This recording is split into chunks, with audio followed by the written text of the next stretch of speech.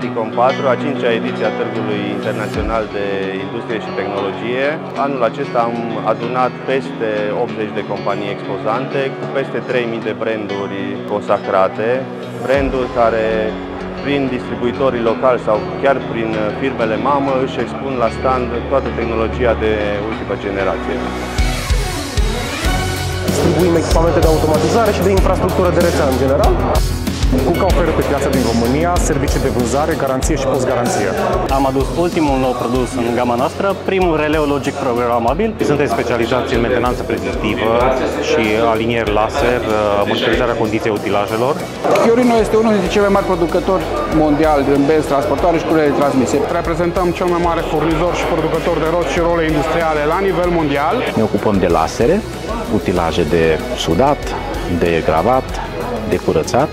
Promovăm pneumatică și hidraulică. Toată lumea în producție are nevoie de aer comprimat și de hidraulică. Vom lansa anul acesta un produs ce va înlocui sau tinde să înlocuiască tablou electric. CMAT Industrie este o companie dezvoltată în special în zona de acționări electrice, automatizări industriale și lucrări custom-made. Integrăm roboți, dezvoltăm diverse aplicații integrate cu roboți, conveioare, roboți colaborativi. Încercăm prin sistemele noastre automatizate să venim pe piață cu ceva nou, astfel încât clienții noștri care nu pot beneficia de rafturi convenționale să preia avantajul echipamentelor automatizate. Suntem o companie care face instalații electrice.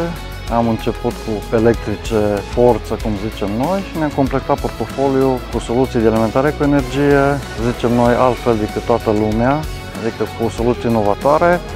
Facem parte de panouri, parte de grupuri generatoare. Caterpillar este unul dintre cei mai mari producători de echipamente în multe domenii. E foarte important fiabilitatea echipamentului. Pe partea de energie verde, vin în continuare cu inovații. Gândește o dezvoltare pe partea de energie verde. Am venit cu o soluție nouă, primul grup electrogen pe hidrogen cu zero emisii. Este una dintre soluțiile verzi pentru producere de energie în viitor. Anul acesta am prezentat ca vedetă a standului climele din gama nouă, mai eficiente energetic și mai prietenoase cu mediul. Central pe piață anul ăsta nu neapărat că vine cu ceva nou, cât își consolidează poziția în piață ca și lider a serviciilor de automatizare în domeniul industriei alimentare.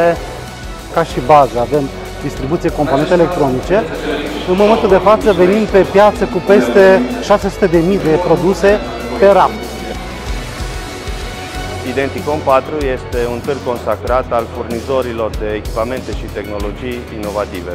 Cele mai noi tehnologii prezentate la târg avem de-a face cu generatoare pe hidrogen de ultimă generație, mașini de curățat robotizate, roboți industriali, tehnologie de comandă, control, senzoristică industrială, dar și software special dezvoltat pentru diverse aplicații în industrie. De asemenea, puteți regăsi diverse simulatoare, tehnologie VR, aplicații VR și tot ce înseamnă partea de digitalizare spre zona de VR and AR. Sunt foarte multe firme mari, a fost și interes din partea publicului și în general firme cu care am putea colabora pentru a echipa produsele noastre cu produsele lor. Uite, într-adevăr, un târg care se pliază exact pe gama de produse pe care noi le promovăm. Am venit aici și am găsit exact ceea ce ne trebuie. Am observat foarte mulți clienți și nu doar clienți, chiar și alți expozanți cu care putem să avem parteneriate pe termen scurt, mediu și lung. Prezența noastră la Identicom reprezintă deschiderea spre noi tehnologii care sunt prezente aici la târg și care ne ajută să vedem cum putem să îmbunătățim vehiculele pe care le producem. În plus, noi ca și studenți care suntem în proiect, ne deschide un drum profesional, să spun așa, pentru că avem șansa să facem networking cu firmele și cu oamenii care sunt prezente aici. E o oportunitate de a găsi noi clienți, e o oportunitate de a fi prezenți aici pentru partenerii noștri care deja ne cunosc, dar ne văd că încă reușim să ținem ștacheta sus.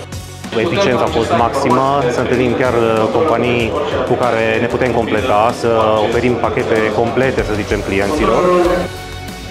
Am venit la Identicom anul acesta pentru că în trecut am vizitat evenimentul și mi-a plăcut ce am văzut. Am văzut multă lume, foarte multe companii care sunt deja partenerii noștri. Am găsit o oportunitate de a ne expune atât numele nostru, brandul nostru, cât și produsele. E locul și anul ăsta să venim aici. Pe lângă asta, anul trecut, după prezentarea semaforului inteligent, am reușit și să facem anumite contracte în România, adică s-a terminat cu succes această prezentare. Prima dată suntem la Identicom. Atmosfera e frumoasă, cred că reușim să avem conexiuni noi, discutăm destul de mult și cu alți expozanți. Am găsit 3 zile super pline, mulți clienți interesați, suntem 6 oameni care am vorbit în continuu timp de 3 zile. A fost cel mai interesant târg la care am participat până acum, mai interesant și decât cele de afară.